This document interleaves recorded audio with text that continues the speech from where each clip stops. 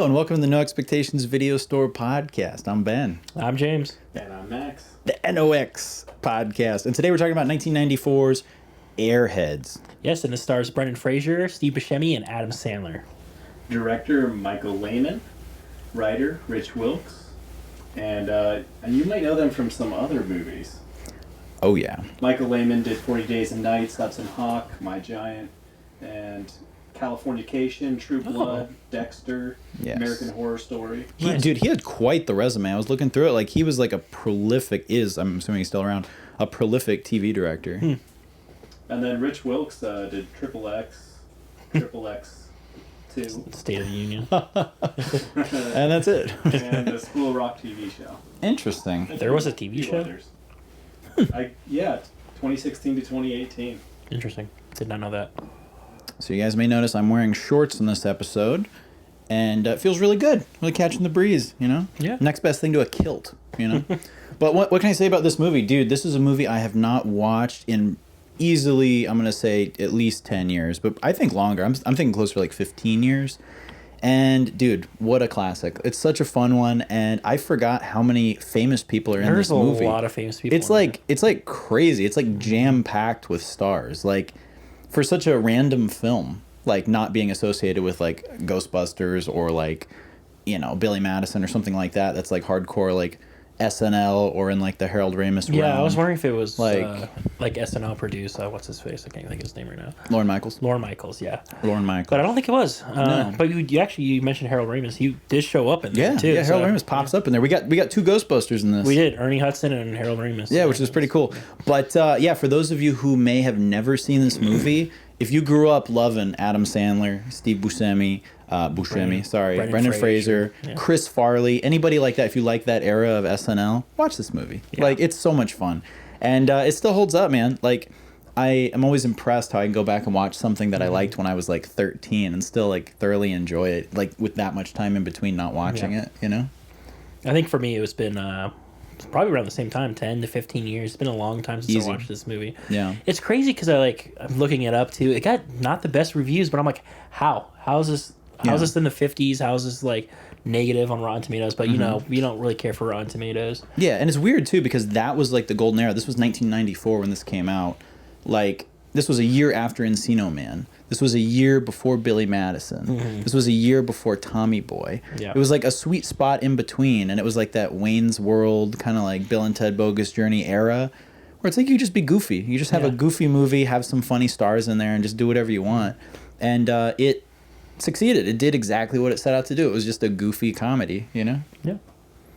Max, you said you had remembered seeing this when you were a kid. Yeah. But what are your thoughts on it? No, I've seen this on TV as a kid. I think it was like one of those Stars channels or something. Yeah, same. And I kind of enjoyed it, but since then I've gone to audio engineering school and I lived in Los Angeles.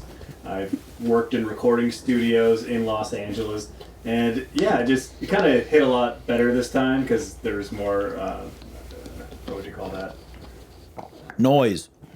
No, it did, like, to me it made more sense because I had been there. You know? saw all the audio equipment and stuff, right? Yeah, I know what it's like in radio stations and that sort of thing. So. Was it pretty accurate on like the douchebaggery of like upper management and stuff, and and the radio execs and stuff? I never really had to deal with those people. I was always like a subcontractor, just kind of like the low level audio engineer guy. Submariner. But yeah, I mean, not really. People are douchebags in a different way nowadays than they were back then. True. The record exec that I saw that had the goatee, that was Judd Nelson from the Breakfast Club. I was looking at him and I thought, was that a guy from? I was trying to figure, like I couldn't figure it out at first. I was looking at him and I thought, oh, is that like a rock star doing a cameo? And it took me literally until the end of the movie to figure out where he was from. But I was looking at him and I'm like, is he in System of a Down? And then I was like, wait, is he in Metallica? And I was like literally going through my head and I'm like, where do I know him from? And then finally I like look at IMDb and I'm like, oh, fucking Breakfast Club. Well, yeah, he played a punk. Yeah, so, yeah, he does give that rock vibes. Yeah, so, yeah. Well, he's a good actor because I was literally like, where do I know him from? But he's such a chameleon. Whatever happened to him? Is he still around? Is he doing? I think he does like small stuff. He's nothing big. Okay. I think Breakfast Club was probably like his biggest thing. His peak. Yeah. Interesting how that happens, but he was in Boondock Saints. You mentioned that Boondock Saints too. Okay. Small role, probably. No, he's 2024. He did South of Hope Street. Yeah, what is Dante's Hotel in 23. Yeah, what are these? Christmas movie. Are these like Hallmark? Sounds very Hallmarky. Yeah. All right, so what do you guys think would be your top 3 side characters aside from Sandler, Buscemi, and Fraser? Okay, Max, you want to kick it off? Sure. Yeah, I mean, Mike Judge made a brief appearance. There's a little Beavis and Butthead action in there. That was awesome. I'm a big fan of Chris Farley. He almost didn't make it in the film. There was like a scheduling conflict. That's crazy. He was originally going to be casted as a main character. Yeah. I didn't know that. Cool. Since he had that scheduling conflict, they're like, okay, we can fit you in as one of the officers. Did it say what the conflict was? Was it like SNL or was it maybe Tommy Boy or something? I'm not sure. He looked bigger than he did in Tommy Boy, though. Tommy Boy, he looked a little more trimmed down. Like he was in... Because I know when he did Tommy Boy, he was fully sober. Mm-hmm. And I know he was like... Probably the healthiest we ever saw him in the 90s was in Tommy Boy. So I don't know what the time frame would have been. But it was close, definitely, if it was 94. But, sorry, continue. So...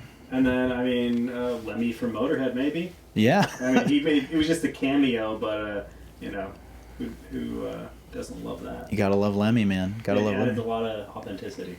Oh, wait, for sure. So, he just screams out he was the editor of his school newspapers and the mob of people outside. Yeah, it's just funny because it's like rock star, I didn't badass. realize that was him. That was Lemmy. I didn't know that. I was editor of the school magazine.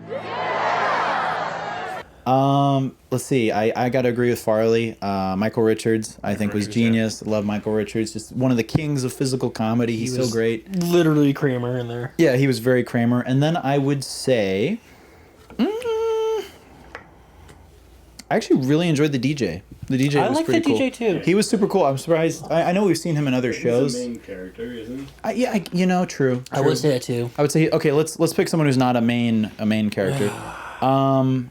I was very happy to see Harold Ramis. Yeah, Harold I was Ramis really was a happy to see Harold nice Ramis. little cameo. It was brief, but I was happy to see him. I wish there would have been a little bit more, but if I didn't pick that, I'll agree with you. Arquette was funny, like him wanting to get back in. Yeah. That was pretty funny. Yeah. But what about you, James?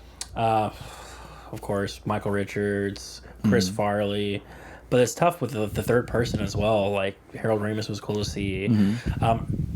Would you say Ernie Hudson is a side character or a main character? He's a side character. So I would do he's a pretty substantial role in there. Like it's not a small part, but it's he wasn't on the screen a lot. With such a huge ensemble cast like that, I'd consider that a side part. It's like a side character. I'll do Ernie Hudson. It's nice to see a Ghostbusters in there. Yeah, we got Both two Ghostbusters, yeah. which was sick, which was great. I'm really surprised doing that. Like they didn't put their heads together and weren't like, oh well, let's get Bill Murray and Dan Aykroyd. But I know Harold Ramis and Bill Murray were like on the outs with each other though.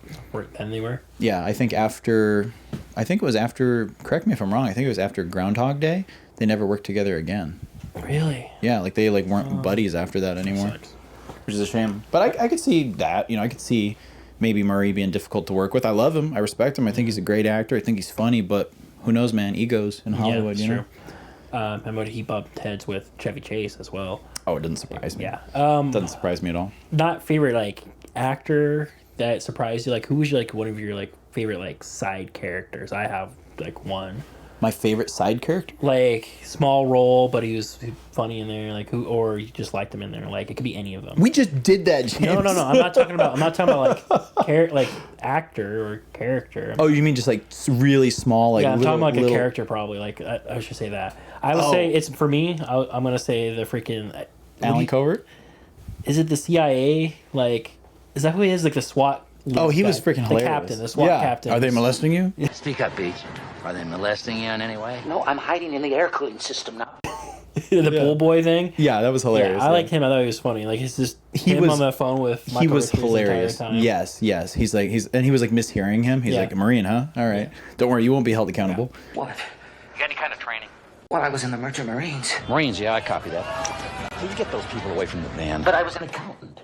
But no, he was great. I agree. And I really enjoyed seeing Alan Covert in there. From Grandma's Boy and from Big Daddy and everything. That's right. Yeah. He was the cop. Small, very small. I mean, he didn't even say anything, I don't think. Maybe he said like 2 things, but it was just cool seeing him. And I'm like, oh, I know Sandman got him in there. Because he's his buddy. Mm-hmm. But they're still buddies, right? Yeah, for me, it was definitely Susie for obvious reasons. Can we please... Okay.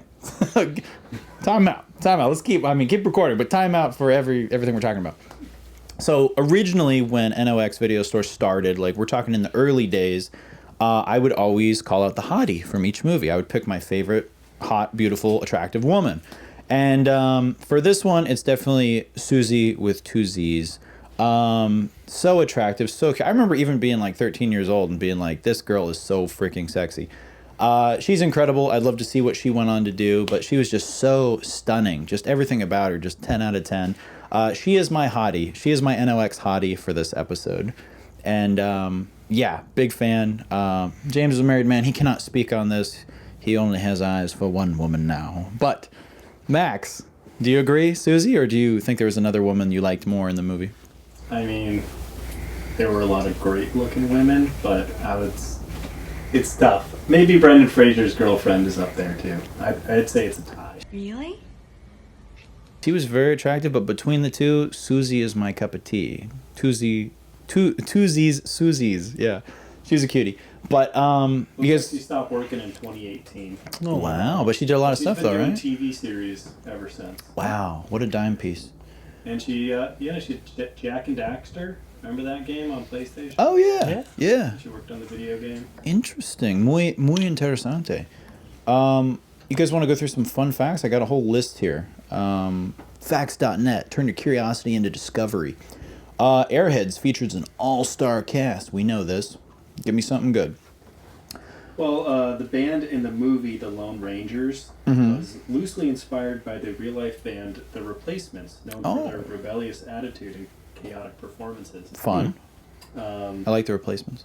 Cameos and guest appearances. There were several cameos. Lemmy was in it. Yeah, I mentioned that.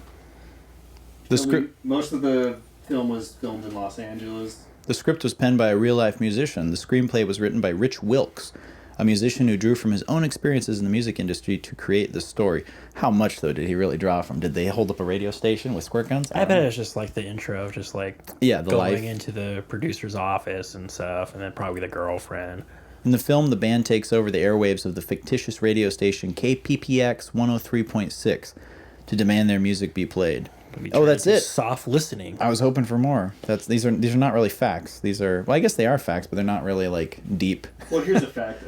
Brendan Fraser did some like guitar training so that in the movie it could add a sense of realism. He wasn't playing any licks, but it made it look like when he was picking on screen that it looked more realistic. And he was definitely singing at the end. Yeah, he was definitely singing at the end. Yeah, not bad. I was just say the only time he actually plays a guitar was probably at the end. Am I wrong? I don't remember. I'd say the most fun part about this right. movie was the soundtrack. It was a good soundtrack. Motorhead in the beginning got me stoked. Motorhead. Like, I got excited. Anthrax. Yeah, it was pretty rocking. Heck yeah. The role of Chaz was specifically written for Brendan Fraser. Writer Rich Wilkes envisioned Brendan in the role of Chaz, the charismatic lead singer of the Lone Rangers, and tailored the character to him. I was a nerd. I played Dungeons and Dragons and ate my boogers. All right. I masturbated frequently. I did too. I used to wear corduroy pants. I used to masturbate constantly. Airheads includes playful nods to films like Dog Day Afternoon and Die Hard. I think we already caught that. Michael Richards up in the vents. But this was so good, man. This was so good. If you had to lump this in, remember how they used to do those DVD combo packs where it would be with 2 movies. There's some I have one at home that's there's something about Mary, Shallow Hal, and The Girl Next Door, and it's all 3 comedy one right there. It's Wedding Crashers. I think it was Dumb and Dumber's in that one too. Nice. It's a really random mix of movies. Let's say you had one of those. Let's say it's circa 2008, and you're going through the Walmart DVD bin. This one's easy for this. What would you give me 3 other movies you'd put in the combo pack with Airheads? I know 2 for right now. Just Wayne's World 1 and 2. Absolutely. Third one that'd be tough. I don't know. Wayne's World. I'll put Black Sheep in there. I think that's solid. Yeah. I would say Airheads, Encino Man. I would go Son-in-Law, Pauly Shore. Yeah. And I would go... let's go... It can't be too big. They've got to be kind of like offshoot movies a little bit. It can't be as big as like Waterboy. How about Bill and Ted's Big Adventure? Bill and Ted's Big Adventure. I feel like that would actually fit in there. Yeah, it's rock and roll. Let's say... yeah, okay. Bill and Ted. I like that one. Yeah, Wayne's World, Bill and Ted. It's solid, yeah. I think that... They're almost like same vibes, like same fun vibes, you know? But, yeah. You guys want to get into a little bit of alternate casting? A little bit of alternate casting action? Yeah. Alternate casting. James, kick us off, baby. Max, can you pull up my list, please?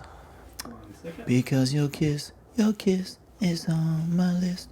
Because your kiss, I can't resist. Yes, your kiss. I'm like, I had some to remember. Right? This is a movie I like never hear anyone talk about. No, yeah. I've never talked to anyone. They're like, oh, one of my favorite movies, Airheads. Yeah. I'm glad we're doing this little like movies that we love, you know. Yeah, it's a good category for sure. One of my favorites. Adam Sandler. I picked Ben Stiller, because his character was like kind of like, I don't know, silent to himself. I feel like Ben can do that pretty well. Absolutely. Yeah, this Ben right here too. Yeah, me too. For Brendan Fraser, I did Matthew Lillard. Great choice. Yeah, he was really great. He choice. was kind of tough to pick. He was tough. I was like, I think Brendan did it like perfectly. I don't know. I couldn't like. I guess you have to think the writer. He picked this movie for him. Yeah. So I was thinking like SLC punk vibes. I don't know. Like That's Matthew Lillard had solid, like the That'd be cool. rock look back then. SLC Punk. I haven't thought of that movie in a long time. Steve Buscemi. I feel like he's kind of hard too. Like you need like a David Spade type, or like I don't know. But Spade would have been awesome. Yeah, but I picked Rob Schneider. Okay. I think he would have been more funny because he has. Just think of like Adam Sandler productions and everything. He's always that weird side character, like Steve Buscemi. So I did Rob Schneider. I think was it Amy Lacona, the girlfriend. I did Kayla. Brendan Fraser's. Yeah, Kayla. I just did an actress's name. Christina Applegate. She just looks like her. Absolutely. Fun fact. I thought she it was. her. I was reading the fun facts here. She was originally considered for the role, but couldn't do it. It makes sense. They got her doppelganger. So, Yeah, literally. Yeah. Ernie Hudson. I did Wesley Snipes. Okay. I thought it'd be fun. And he's also a vampire moonlighting as a cop. Yeah. That'd be good. Yeah. And director, just on top of my head, I'm gonna do Harold Ramis because he was in there. I think he would have fit. You did all mine. Really? Nice to be first. That was good. It was good. Max, any ones you want to throw in there, buddy? Yeah, sure. Hold on a sec. No. 3, 2, 1. All right, Max. Yeah. Is up. So Brendan Fraser, I thought that let's see, Keanu Reeves could have been Crossed my mind. My mind. Good job. for Steve Buscemi. Edward Norton would be good because there was moments of intensity from Buscemi, and For sure. I mean he pulled it off really well. But Edward Norton could have done that too. Yeah. Pip, Jim Carrey, Nice. or Owen Wilson could have been good too. Definitely. I see Owen. Wilson, Definitely. because he has that real calm. Wow. Yeah. Ian, Robert Downey Jr. Okay. Why not? Are you talking? Was that for Ian for the record exec? Joe. Yeah. Okay. I think so. Or for the DJ. I don't know. I think for the record is Judge Nelson. Yeah. His character that I could see Robert Downey Jr. do. For sure. They have those eyes. Yeah, I could see him. Downey's always good at playing good asshole, He is. but he's even. I'm sure he's not. Almost threw Rob Lowe in here too. Oh, that would have been great. Yeah, that would have been good. Chris Moore, originally played by Amy Lacane. Cameron Diaz.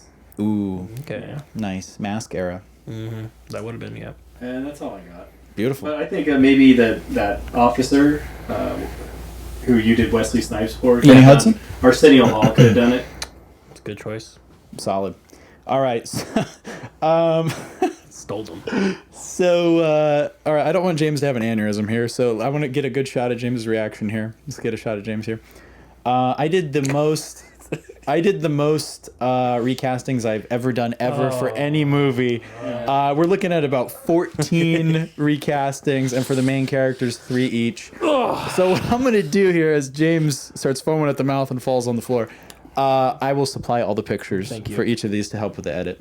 But this is the most in-depth recasting I have done to date. So buckle up, Buttercup. For Brendan Fraser, Chaz, I picked 3 choices. I picked Charlie Sheen, Carrie Elwes, who was from Princess Bride, or Matt Dillon. For Steve Buscemi's character Rex, I picked Jim Carrey, Diedrich Bader, or John Cusack. For Adam Sandler, Pip, I picked either Pauly Shore, Woody Harrelson, or Ben Stiller. Now let's go into all the sub characters. Don't worry, I just have like 12 more. It's okay. For Chris Farley, Officer Wilson, I picked Norm Macdonald, the late great Norm. That would have been perfect. I think Norm would have been amazing. Great. For Michael Richards, Doug Beach, I picked Wayne Knight, who played Newman from Seinfeld. I wanted to keep the Seinfeld energy going. For Ernie Hudson O'Malley, I picked James Avery, Uncle Phil from Fresh Prince. I almost went with the actor from Die Hard, but I thought, it'd be too on the nose, you know. But it would have been good. It would have been funny. Yeah, I'm sure he would. Because back then it would have been like a nod to Die Hard. Yeah, of course. And the Family Matters era, he was really popular. But I thought I'd mix it up a little bit. James Avery. For Michael McKean, Milo, I picked David Hyde Pierce. He was the head of the radio station. For Joe Montana, the DJ, I picked Richard Lewis. I thought Richard would have been great. That would have been good, yeah. For Nina Simasco, Susie with 2 Z's, our hottie from NOX Hottie. Fairuza Balk, because of her time in The Waterboy. I thought she'd have some chemistry with the Sandman. For Amy LaCaine, Kayla, the girlfriend, I picked Christina Applegate, same as you. David Arquette, Carter, I picked Ethan Embry from Vegas Vacation and Empire Records. He would have been young, but he would have been like 16 at the time. Papa Giorgio? Yeah, Papa Giorgio. Reg E. Cathy, the Marcus, the guy who was like, man, I'm feeling oppressed. You know that guy? I thought Tim Meadows would have been hilarious because he was buddies with all those guys. Yeah, that would have worked. And for Judd Nelson, the record exec, I picked Eddie Money, the rock star. Oh, I thought he would have been good because he had a little bit of acting experience. Yeah. And we're still going here, guys. For director, Harold Ramis, I picked Harold Ramis. And for screenwriters, I picked Chris Matheson and Ed Solomon, who penned Bill and Ted's Excellent Adventure. So what's Ramis known for? Ghostbusters and Vacation and Scrooged, I think, also. Yeah. And I think he did Orange County also, didn't he? And the writer you picked, who's he known for? Bill and Ted's Excellent Adventure. Chris Matheson and Ed Solomon. Fun fact, local boys, Arizona boys. That's why they decided to film at Metro and everything around here. Yeah, they were local boys. So anyway, sorry to give James a mild stroke. I'm sorry. I don't ever do pictures for a writer and director, so that's fine. Okay, but I'll supply the pictures for these guys because that's an involved mofo casting. But right away. Yes, I think they did a beautiful job with casting though, and it actually was hard to think of other people to replace these guys. So, it is what it is. I might throw in Chris Kattan now as Steve Buscemi. That would have been interesting. I could see him also kind of in the Pip role a little bit too. He could have been in the Pip role too, yeah. Yeah. Why do we got Kevin Costner up on the thing? Are we doing entertainment news? Well, hold on. We still got to do our ratings. Got to do our ratings. I know. But let's go. Let's just do a couple more minutes on Airheads though, because I feel like there's stuff we're leaving out of it. What do you think happened? Why don't we get movies like this anymore? Like. I know once in a while we'll get a Sandman comedy. Like once in a while we'll get something on Netflix. But what the fuck happened? It's why don't we get just lighthearted, fun, goofy movies that aren't trying too hard? Nowadays it's just a lot of sequels. I mean, yeah. But it's really original. But it's just weird. Airheads, that would never get made. Yeah, well, ever. And it wasn't even that raunchy. Everyone's being so safe now. Yeah. Let's make sure they follow a formula. Will this make us money? A, B, and C. This will work. Yeah. And what's not gonna work? Yeah, I don't know, but I just loved how back then it was you did get shit like Wayne's World, and then 1994. Let's go. 1994 movies. I know for a fact that was Jim Carrey's big breakout year. We had Dumb and Dumber, we had Mask, we had Ace Ventura, Pet Detective. He had already been on SNL for a few years at this point. Who? Adam Sandler. Yeah. Yeah. Yeah, he started in 1990. He did Coneheads in 1993. He played Carmine Wiener. What Wiener. was this like one of his first movies? Because I know Overboard, that's what it was called, right? What's his first movie? This was one of his first ones. Yeah, like it was before he like really broke out as like a leading man. Right. So just for like reference, 1994 comedies. We got Ace Ventura: Pet Detective. We got Junior. We've got The Flintstones, Little Rascals, Mask. One of Max's favorite films, Hudsucker Proxy. Yeah. Steve Buscemi also was working on that movie in 1994. Interesting. I saw Steve Buscemi and Brendan Fraser did another movie together. Also, I saved it actually, and I'd never heard of it. It was called $20, 1993. Brendan Fraser, Elizabeth Shue, Steve Buscemi, Christopher Lloyd. So you got Back to the Future, Elizabeth Shue and Chris Lloyd together. $20, 1993. Never heard of it. So they already built that chemistry. Yeah, which is interesting. Before. Yeah, and then you had Doc and Jennifer together in there too, which is crazy. Oh. Major League 2 came out in 94. Naked Gun 33 1/3. Reality Bites. Pulp Fiction, Beverly Hills Cop 3, Dumb and Dumber, Richie Rich, Baby's Day Out, The Ref, Page Master. I could go on and on. Clerks, True Lies, Forrest Gump. Pretty good year for comedies. Yeah. Also, Brendan Fraser was in another film called With Honors as well. So that came out literally the same year. So he was having a... And The Scout. Oh, The Scout also? Yeah. So those are all 94 movies. So pretty huge year for movies, and also a pretty big year for actors. Brendan as well. Mm-hmm. And this was a really interesting time. We were kind of talking about it before the episode. This was like really catching these guys as they were catapulting up to stardom. Yep. It was like Brendan Fraser the year before had done Encino Man. Mm-hmm. That was kind of like his introduction to Hollywood. Like that's like what most people knew him for the first time, like his first, appearance. And then he started doing just so much stuff, and then he just got huge in the 90s, Blast from the Past, George of the Jungle, obviously The Mummy. Building up to all that. So, and then Sandman, I mean, that was right before he blew up. Like, he was famous because of, SNL, but he wasn't Happy Gilmore. He wasn't Big Daddy. He wasn't Waterboy yet. Yeah. So it was like catching him right before that point. And then Steve Buscemi, it's like, obviously very talented character actor. It's like that was before he'd done Big Lebowski. That was before Fargo. So it's like this was like catching these guys back when they were still normal people in a way.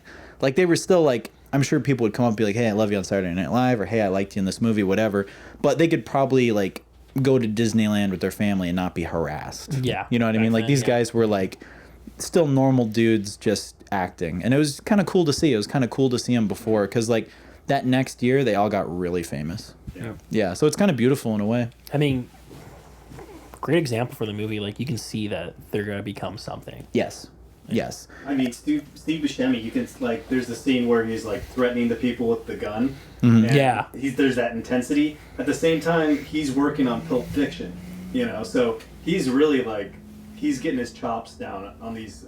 you mean Reservoir Dogs? Reservoir Dogs. Pulp Fiction, too. He played a cameo as Buddy Holly. Oh, that's right. Yeah. He was. So he's around all that. He is around all that. He was picking up on the energy. But I was gonna say something and I totally forgot what it was. But it was something good and something poetic and something deep. But use your imagination. Yeah. So anyway, star rating. Let's have Max to get off. Yeah. I'm gonna give it meow 5 out of 5. 5 out of 5. Wow, gorgeous. Oh. Sorry. That's very very nice. Yeah, it's up there for me, but also it's like I'm also completely blinded by nostalgia. But I'm just gonna say just a solid 4.2 out of 5. Like it's just like it's a fun movie. It's great. It's not perfect, but it's got an incredible cast. It's a great time capsule, and it's just it's fun. It's just a fun movie. Yeah. Oh, what I was gonna say. Sorry, say your rating and then I'll say it. Is this your poetic thing you're gonna say? It's not really that poetic. Okay. I'm close to yours. I don't like doing point system that much, but I'm gonna just keep it a 4.0. Okay, I almost did the same, but then I thought I'll be a little different just because of that nostalgia. Like I remember like sitting cross-legged on the carpet watching this and being like, "This is fucking hilarious," and I was like 12 or something like that, and like enjoying it. When I first saw the movie, it wasn't a 5 out of 5. Yeah, now that I have the context, Of course, put it yeah. over the edge for me. Yeah, it's far from perfect for me, but it's gonna grow on you. It's fun. It's a fun movie, and like I got those nostalgia goggles on. But what I was gonna say, it's not really poetic or anything, really. Now that I think about it, but just whoever like did the casting for this movie, like it's like they were psychic. It's like they were like, hey, everyone in this movie is gonna be famous as shit. Like, and then of course it doesn't hurt having pre-existing people who are already super famous, like Harold Ramis and Ernie Hudson and Chris Farley and people. Well, Chris Farley was still on his way up too. He was still on his way up. But a lot of the people who were in there were fairly famous. But like David Arquette, The Sandman, Brendan Fraser, Steve Buscemi, Chris Farley, all those guys, it's like they weren't huge yet. So for all of them to be cast, either they had the same agent who was just a genius, or the casting director was just like really good at picking out talent. Well, because like that's wild. The casting director was Eileen Starger. Ooh. And she's had a prolific career. She did School of Rock with Jack Black, The Parent Trap, Unfaithful, Sleepy Hollow, Night at the Museum. Solid. Yeah. So yeah, she had an eye for talent. Some would say two. Anyway, do you guys want to go into entertainment news? Bad joke. Thank you. Okay. Yeah. Let's do this. So Kick it off. I got a few that from I was just scrolling through. I guess Mel Gibson is making an unwoke production studio. Nice. And Elon Musk just put up $1 billion for it. Oh, okay. Wow. So, All right. So it's a serious thing. All right. I like that. I like that a lot. Roseanne Barr and Michael Richards are developing a non-woke sitcom. Oh, that is great news. And then That is really nice. Wait, what? I am excited. Roseanne and Michael Richards? yeah, That's yeah, this is freaking awesome. That's freaking great news. I've been so excited for a TV show. Can we get just Tim Allen in there and then it'll be perfect? Perfect. Oh man, I'm digging it. And Dennis Miller, come on, let's We go. were saying, like, why don't they make stuff like this anymore? It's because everybody's woke. It's true. It's true. There's a lot of woke garbage. So, and then the last one is the non-woke news. Clint Eastwood is making a non-woke Actors Alliance. And they just added Kevin Costner, Sam Elliott, and they're in. It's a bunch of grumpy cowboys. It's a bunch of Get off my lawn. We need more grumpy cowboys. Yeah, in get Hollywood. off my lawn. Get off my ranch. Get off my mountains. They're just telling each other to get off. I love them. Right? Yeah. Everyone's going to get off. Good guy. Good lead way to the next news. Yeah, let's see what we got next. Oh, it's perfect. Here's another grumpy cowboy who we're all fans of. Kevin Costner. One thing I will say about this film, just before we get into it, it looks way too freaking clean. Yep. Everyone looks like they're from the CW and they've got perfect hair and perfect makeup, and I'm just like, it's the Old West. Give me some spaghetti western dirt and grime and grit and make it look like, you know, Good, the Bad, and the Ugly. None of this, you know, Hallmark Channel bullshit. But sorry. Well, I mean, no, you're absolutely right. But it's just, I mean, come on. So, I mean, with this one, I read up on this article. They're not releasing the second one in the original release date now because the movie did poorly in theaters. And so they're giving people time to watch it digitally to judge it, and then they're going to release it later. So they get a feel of how the movie's supposed to be. What I will say is an odd move is, in this day and age, as of the recording of this, making a big, epic 2-part film like It's supposed that. to be like 3 or 5 part, I think. Why don't you just do it as an HBO series? It would have worked. Why don't you do it as a Paramount series like Yellowstone or whatever? It's crazy too because Like- I think it is Warner Bros. And I think they're could gonna be, land yeah. on HBO. That's what they're waiting for. Like, let's wait till we go on Max. It's just, and my thing is, it's like I respect Kevin Costner as a filmmaker and as an actor. Like he's cool and all that. I love his Western movies too. Yeah, Dancing with Wolves was great. You know, Field of Dreams, very solid. He's cool. Who doesn't like Costner, right? But something like that, you almost think he'd know, like, hey, let's, you know, especially with his success with Yellowstone, like, hey, let's do a TV show. But maybe he wanted to do a big cinematic project, you know? Who knows? Anyway, Max, what do you His think? own Lonesome Dove. Yeah, true that. I'm looking forward to watching it.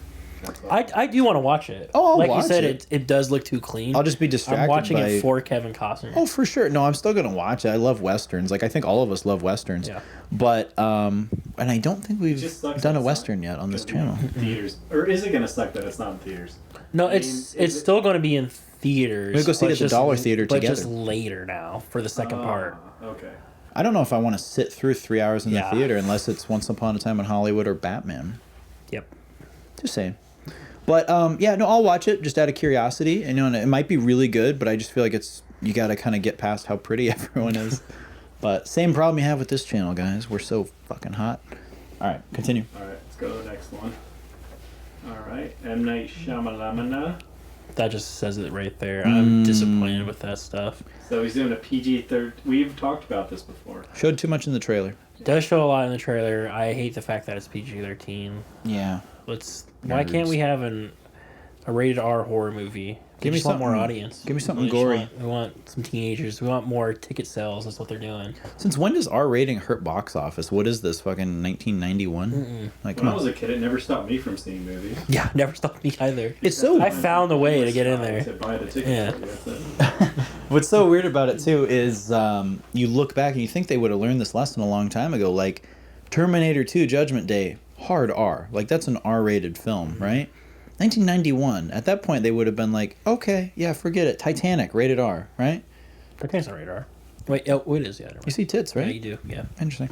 But, and there's a lot of death towards the end, But it's like, those are some of the highest grossing James Cameron films of all time. And it's like, you think people would have learned, like, hey, R doesn't matter. R is more, like, exciting. It's more edgy, It is. But, so this is a bit cringy. There's a quote here from M. Night Shyamalan. Shyamalan ding dong. Whatever. He says, the film, he describes it as, what if Silence of the Lambs happened at a Taylor Swift concert? So. Yeah, I mean, I just wish there could be surprises. Like, I hate when you're watching the trailer and you're like, oh, there's the first twist. Meh.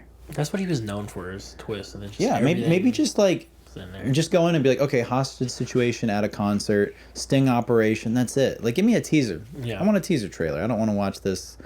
I do like Josh Hartnett. He's the killer. It's Yeah, good to see him. He's cool. He would have been a good X-Man. Yeah. You know how we vote for president? I wish we could vote for directors. And if they don't make the cut, then next up to bat. Dude, that's a really good idea. Can you imagine if we guillotine them? If studios are publicly traded, I think you can invest in Universal by investing in Comcast and stuff. You can invest in Disney, right? Although who would want to these days? But that would be cool. That's a genius idea. Be like, all right, do I want Scorsese directing the next Deadpool movie? All right, it'd be freaking awesome. I'm just saying. But what else we got on the news reel? Well, good news for you, Ben. Shrek 5. Yeah! I know you've been waiting for this one for a while. Actually, I'm stoked. I'm actually happy for that. Yeah. There better be Smash Mouth in there. I'm gonna be pissed. He came out with a teaser and it says the All-Star movie is back. That would be nice. R.I.P. Steve Harwell. Or is that right there? Bouncing around. Man, wow, Shrek 5. So everything is a sequel. We can admit it, but this is one I'm not mad about. Yeah, and they're coming with the All-Star returns. Yeah. July 1st, wait, isn't it? 2026. That's what I'm not happy about. Wow. But they're coming out with a donkey movie as well. So it's just going to be a solo donkey movie with Eddie Murphy. Nice. Hey, the Puss in Boots movies work. I like them. That's amazing. They got all the big actors back. It's pretty badass. It's cool. I'm glad Mike Myers is back. Yeah, I'm glad they're not restarting, rebooting it. Let's just get the original people back. Isn't that wild? Originally, Chris Farley was going to be Shrek. That is wild. That's wild. You hear go on YouTube, watch the old clips, the old storyboards. It sounds different. He looks different. I don't know if they would make sequels with. It wouldn't have been Scottish. Yeah. He wouldn't have because I guess Mike Myers did it in his regular voice, and then at some point he's like, "Hey, can I try this?" And then they're like, "Well, yeah, you're Mike Myers. Do whatever you want." And then he was like, I really want to do the Scottish accent or however it is. Yeah. And then they went back and had to re-record everything apparently because he was sold on the accent. But yeah, that would have been wild, dude. Yeah, I don't think they would have been successful if it was Chris Farley. I think it would have been fun, just one movie. But the way he looked, he looked scary. He looked like a troll. He just And the way it and the sounded CGI would have been a lot younger. Yeah. If they were working on that in '97, right? Because Chris passed away end of '97, December of '97, and I think the first Shrek came out 2001, 2000, something like that. Early. When was it? I'll look. I have a feeling that. Wait, hold on. No. Yeah, I've got a feeling that this Shrek DJ, Shrek Rave, is going to They're going to be making a lot of money before Shrek 5. There's been some, I think, here in the Valley already, the Shrek rave. Shrek was 2001, I just want to say. There's a big Shrek fandom. And Shrek is so funny, too, because he's like his own thing. Like, he's just like, so random. It's just like so random. I like the Shrek. I'm a Shrek fan. I think I actually have majority of them. I'm a fan of Shrek. I haven't watched them in a long, long time, and I haven't watched like any of the sequels or Puss in Boots or anything like that. But it seems like fun. Like, I'm all for it, you know? And also, it's probably a good opportunity for Universal Studios to capitalize on it. Like, they're like, okay, we got this Shrek, like, 4D experience. The kids know what Shrek is now. We got to turn another one out. You know, we got to keep it going. Well, that's why a lot of people did, like, my nephew, he doesn't really know Shrek, but he knows Puss in Boots because of the newer Puss in Boots movies. Makes sense. And then we went back and watched Shrek 1 and 2, and he's like, oh, there's Puss in Boots. Oh, there you Have go. you seen the creepy Shrek is Love, Shrek is Life? No. Like, Tell me about that. It's sort of like a skibbity toilet type of animation where it's like really creepy. And so my nephew, who's like 11 years old, was like, oh yeah, Shrek is love, Shrek is life. And I was like, what are you talking about? And he showed me this like really creepy, unsettling animation. If you haven't seen it, maybe don't watch it. But Okay. if you're curious, maybe check it out. But it might give you nightmares. I'll put a little clip in here. Sometimes I think these kids are uncultured swines, and then they know about Shrek, and I'm like, you know what? Maybe there's hope for the future. Yeah. I pray to Shrek every night before bed, thanking him for the life I've been given. Shrek is love, I say. Shrek is life. What else we got, buddy boy? All right, next story. Send help. Sam Raimi, horror film, finds a new home at 20th Century. It's a rewrite from A Quiet Place duo. Okay. Not stoked with the Quiet Place involvement, but Scott Beck and Brian Woods. love Sam. I love Sam. I don't know. I like the first two Quiet Place movies. I think I skimmed a little bit of that article. I think he wrote a movie like years ago, and then I think COVID happened and stopped the production. And now he tried to find a different director. They got him, and then they jumped out of it. And now he's back in. So like, I'm glad it's gonna be like directed by Sam Raimi, not a produced Sam Raimi. And when's the last time he did like legit horror? Drag Me to Hell, I believe. I think that was it. Okay. Yeah, it wasn't bad. He wrote Freddy vs. Jason. I don't think Sam Raimi did. I think the guy who did. Sam Raimi produced McKinney's film with a screenplay. I don't really understand. Anyways, so Sam's Sam is back. coming. He's coming out with a horror movie. Okay, that's what I like to hear. So you're looking at probably 15 to 18 years since he's done something like that. Yeah. So that's cool. And I got to say, I love Sam Raimi, but was not a fan of The Lost Doctor Strange. I know a lot of people liked it. It had very horror vibes to it. Like, there was very, like, nods to Evil Dead in there. I was very hard on it. Which is really cool with that. Yeah. I remember, because we actually did it. I think we did a review on it, right? We did. I was super hard on it. That was. Yeah. I probably went maybe a little overboard, but I don't think I was there for that. I stand by it, though. I stand by what I say. But I still love Sam Raimi. I mean, he gave us Spidey, and I can never hate him. Yeah. I mean, he would have to, like, do something really, really bad in real life for me to hate him. And even then, I would still love his work, you know? Spider-Man, Evil Dead. Yeah, he's a genius. Darkman. No, Darkman was great, too. What do we got going with? Is that Clint Howard? Yeah. Terrifier 3 confirms Clint Howard, John Abraham. Wow. And more. That's big for... Clint Howard. Damien Leon. Yeah. Director to get it, like, Clint Howard in there. We got an Art the Clown store. At least I do. Last time I went to... Mad Monster Party, which is actually coming up pretty soon here, and I'm almost like, I want to go because it's so cool and there's so many cool people there, but it's almost exhausting vlogging it. Like, it's almost exhausting. But I went into the restroom there just to use the restroom, and when I was leaving, Art the Clown was going pee at the urinal. I remember you telling me. And I was like, holy crap, I'm peeing next to Art the Clown. And he looked over at me and grinned. No, he didn't. But anyway, I washed my hands, and I could tell he like didn't want to be bothered, and it's in the bathroom. It's weird. But yeah, I peed next to Art the Clown. Oh my gosh, well, I guess I haven't seen Terrifier 2 or Terrifier 1, but Terrifier 2 had a hugely successful. It was a $250,000 budget. It was pretty badass. And the box office was $15 million, so. Yeah, it's a hit, and we got a new slasher icon on our hands with Art the Clown. You weren't there for a review for that one. we did Terrifier 2 review. Yeah, I'm so glad we got like Art the Clown. Like it's so cool to have like a new horror icon. I saw that the studio or Damien Leone also is producing another like horror movie like that. It's supposed to be gory. The Sick. premise is like people check into a hotel room and then I guess they shut down the entire like resort and stuff, and there's gonna be killers going out there. It's like a game show. Oh. So and there's gonna be a lot of blood and gore too. And Like a Zombie Island vibe? helped with the blood and gore to the movie. So Cool. yeah, I forget what it's called. I saw the trailer just today too. That's sick. That's awesome. But yeah, big fan of him. I look forward to seeing the rest of his career. Like he makes good shit for sure. Yeah. Jeff Goldblum welcomes Scarlett Johansson to the Jurassic franchise. I never thought I wouldn't be excited to see Scarlett Johansson on screen, know. but I'm just like, yeah, she's a dime, and of course we love Goldblum. Like I love them both, but just end it. Like it's over. It's done. Wait, what's over? Jurassic World.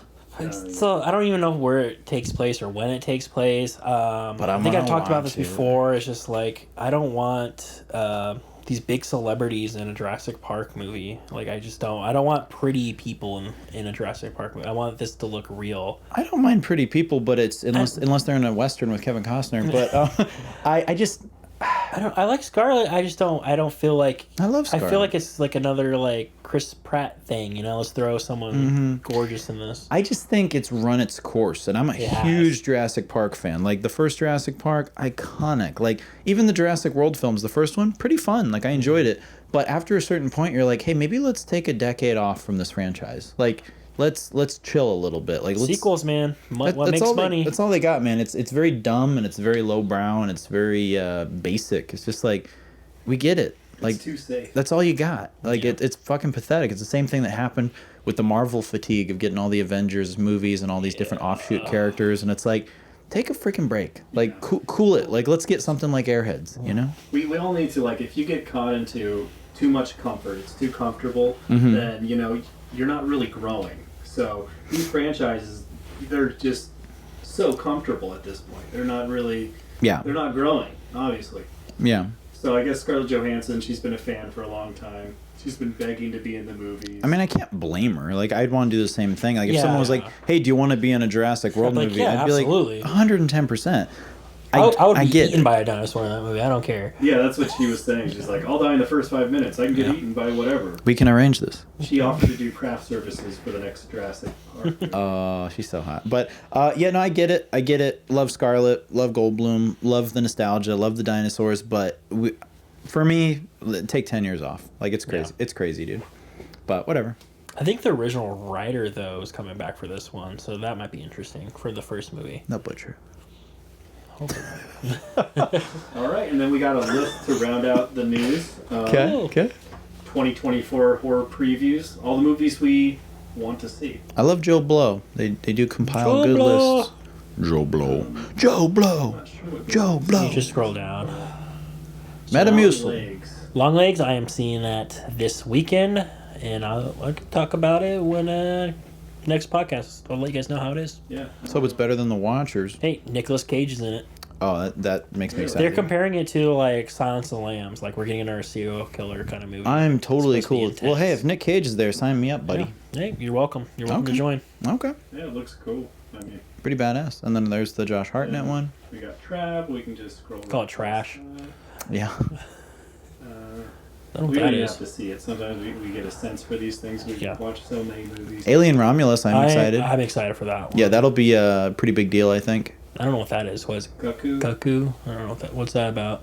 That's, I don't know. New horror film from Tillman Singer. I was going to make a joke, but I couldn't think of anything About funny. a 17-year-old American girl who reluctantly moves with her father to a resort. in 17. Alps. Yeah, right. Lost me. Move on. Oh, there's a bird-like monster. Is that interesting to you now? It's Sweet D. She's got fans now? Christ. What type of monster I'm interested in. I'm a huge sci-fi fan. Yeah, me too. Make more Alien. I mean, I'm fine with it. Yeah, I feel like we're We due haven't for gotten old I feel like we're due for another Alien versus Predator, let's be honest. Oh gosh, dude.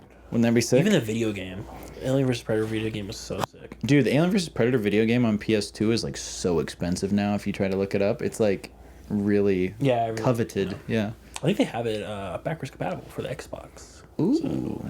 Yeah, but the fun part of it was like online. No, it's dead. It's dead online.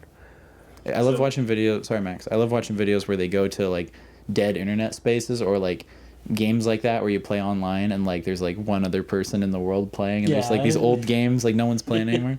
But sorry, Max, go ahead. I was just gonna say, Fede Alvarez is directing. Yeah, I've spoke about it. He did the Don't Breathe and the 2013 Evil Dead. He knows his stuff. Like, okay. I have faith in him. Okay, sick. Yeah, it looks like straight up horror. It should be fun.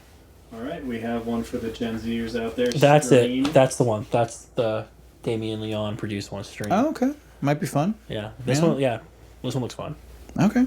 It has the same special effects, Jonathan Levy, for Terrifier and Terrifier 2. Eugene Levy. And I will say this looks like a video game. It looks like a video game? Like the characters, like I guess the villains in there. He hunches? You have like a big guy in there with like a, what's it called, overalls, like a Jason type, but he's like muscular. Okay. Just shirt off, overalls, and like running around with their mask. Like, it looks fun. Like, I'm hoping it's good. I'm hoping it's good. Who do we got? Who do we got? We got the Candyman himself, Tony Todd. Nice. Jeffrey Combs from The Animator. Halloween 4, we got Daniel Harris. Oh. Felicia Rose. Danielle Harris? That's badass. Keeps on blinking out. Well, it's just because the stream guy is coming to get us. Scary. Yeah. David Terry. I mean, just read that. Tim Reed. Got a lot of homies. Yeah, that'll be that. With actor power, I'll watch that alone. Cool. Well, thumbs up for that. I'm excited. And we got is that Bill Skarsgård? Yeah, the Crow. Yeah. So that one they're already like saying is going to be terrible, but I'm going to keep an open mind for it. I know we're gonna watch it. Movie. Yeah. Still never have seen the first Crow. I've never seen it. I feel like you mentioned this, but for some reason, like, this seems like new to me. So here's what we're gonna have to do. I think for the Crow, we're gonna have to do back to back. We're gonna have to do a video of the OG Crow to capitalize on the wave of interest. I watched it recently. And then we're gonna have to watch the new one. So I guess Alex Price, this is what it says on Joe Blow, the director of the original film doesn't like this movie. Yeah. Wasn't a fan of his own movie. I'm trying to understand this. He probably doesn't like the new one. He probably doesn't like the new one. I feel like they should have just left it alone. They should just leave it for Brandon Lee. Like, that's his legacy, the Crow movies. And also, Ellen DeGeneres is calling it quits after this new Netflix special. Oh, good. Yeah, so I don't think anyone's going to care except for Ellen herself. Wait, what's Ellen have to do with this? I just saw it above Tom Cruise on the right-hand side. Oh. I said, Ellen is done acting or whatever. Nicholas Cage, here's one from the side.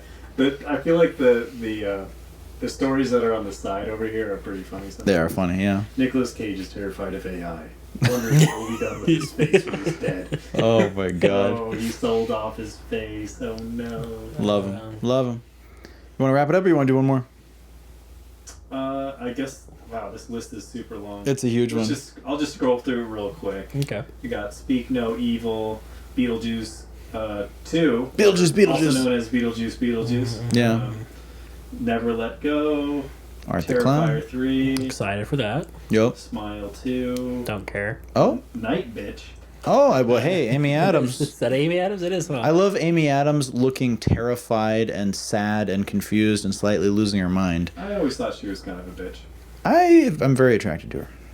Nosferatu. Oh, Nosferatu. Nosferatu. Nosferatu is the Canadian version. Yeah. No, Nosferatu looks freaking sick, dude. It looks so good. The trailer actually got me excited. Yeah. Like, this is the guy who did Lighthouse, right? Yeah. Oh, Taron Egerton. Is that his name? Is that his name? Something Edgerton. Something Egerton. Eggers? Something. Robert Eggers? Robert Eggers. Okay, never mind. I'm tripping. Sorry. No, you had the egg. Yeah, Robert Eggers. Eggman. Yeah, looks good. You've got to add. We picked your movie last week. Now you've got to add one. We'll add it right now on the fly, and then I think we have a little bit of a. Do you guys just want to? I think we have a little bit of an override situation. Let's do override. Let's. Can we tell the audience about override? Yeah, tell them. So essentially, we usually adhere to the wheel. We spin the wheel based on the category, and we pick our next movie based off the wheel, right? Wheel has different categories. We got Cutting the Cult. We got some of our favorite films. We got It Could Be Great. We got Go to the Movies, yada, yada, yada. But this time, every once in a while we get excited about a movie, whether it's a new movie, an old movie, whatever. And lately, from our favorite list, we've been really leaning towards Small Soldiers. So what we can do, what we're allowed to do on the channel, is every once in a while, I would say at least once a month, if we really want to, we can do an override on the wheel. So if all three of us agree and we all vote on it, we can say, hey, you guys want to watch Small Soldiers? Say, I do. All in favor, say aye. All in favor, say aye. I do. Aye. I do. Max? Aye. All right, so we're going to watch Small Soldiers and override that damn wheel. All right, here we go. We're spinning the wheel for it. And it's Small Soldiers. Barely. So we're going to watch the masterpiece. I want to say Small Soldiers was 98. I want to say something like that. But super excited. This is a movie we all grew up loving. I actually just posted a picture. 1998. Phil Hartman's last film, by the way. May he rest in peace. But I posted a thing on Instagram where it was a giant billboard advertising. It was for Target advertising Small Soldiers, and it was like actual giant toys of them like climbing out of the billboard, and it looked so cool. And I was like, bring back this type of marketing because it's so sick. So Small Soldiers has definitely been on our mind, and we're gonna watch it. The Gorgonites. The Gorgonites, yes. My Gorgonite brothers are doing what the Gorgonites do best. They are hiding. Did you have a favorite action figure as a kid? Oh, I had so many, dude. I was a toy fiend for sure. I had some Small Soldiers toys for sure. I had a few Small Soldiers toys. I still have one. It's hard to pick a favorite. I mean, probably gun to my head, maybe some of my like Spider-Man toys. Yeah, like Spider-Man, Batman. Yeah, Spider-Man, Batman. Like I remember playing a lot with Tobey Maguire Spidey toys that were like really posable. I remember I had some that were like G.I. Joe size of Spider-Man and Wolverine and Cyclops. Too, yeah. And those were some of my favorites. So if I had to pick, I remember they're like a G.I. Joe size Spidey that I really enjoyed. That was really cool. What about you, Max? What was your favorite toy? For me, definitely Teenage Mutant Ninja Turtles. Oh, hell yeah. Those were up there too. And I had this Batman toy that I was absolutely obsessed with. We made like a zip line between me and my neighbor's house. Nice. And we would just... Ready to do some zipping? Yeah. All right, let's hear you say zip line! Zip line.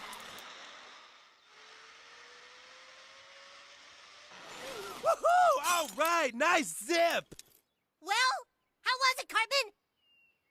Totally fucking stupid, dude. What was the Batman toy from? What era? Was it like Michael Keaton, Val Kilmer? Was it like animated series Batman? Was cartoon, it like... I don't know. I honestly don't even know.